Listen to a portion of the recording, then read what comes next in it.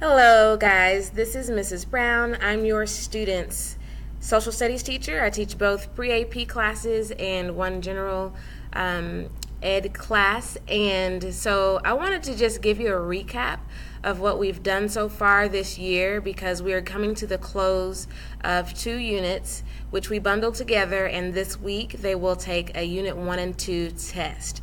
And so I wanted to show you some things in order so that you can know exactly what's going on and what we've been doing this whole 6 weeks so far. So far we started with geography, and the kids really had a fun time with virtual reality where they got to go visit places around the world in real 3D settings, so they had fun with that. Then we moved on to culture, where we talked about culture traits and we talked about the religions that we're going to be studying this year, and they did religions team presentations, and I was super excited for that because they got a chance to teach the class, and they were all teaching each other their assigned religion, and they all did very good on that, and so I'm super excited about that.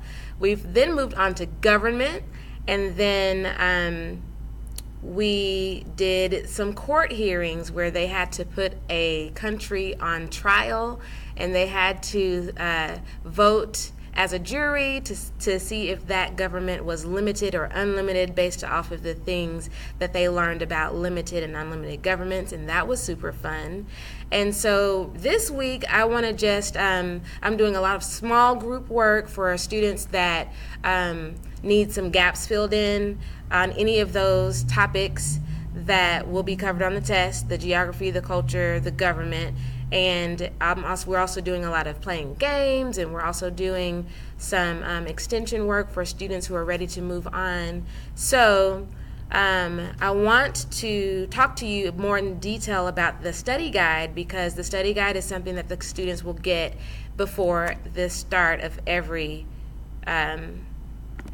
test. So students have come home. They've received a document that looks sort of like this. This is a filled out one, but they received a blank one on yesterday.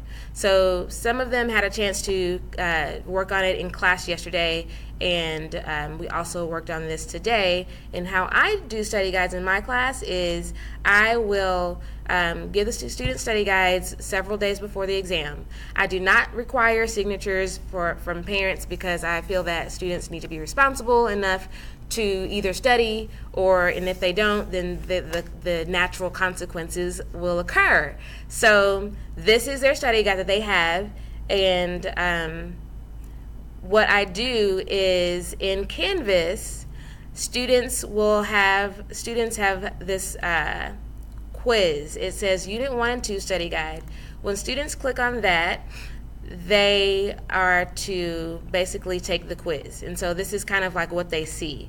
They'll take the quiz, and then they use their paper study guide that they got, and then they check their answers against this. And the online version of the quiz will tell them their correct answers. So they use this in order to make corrections or anything on the paper study guide, and then they keep that paper study guide until the day of the test, and then that's when they turn it in.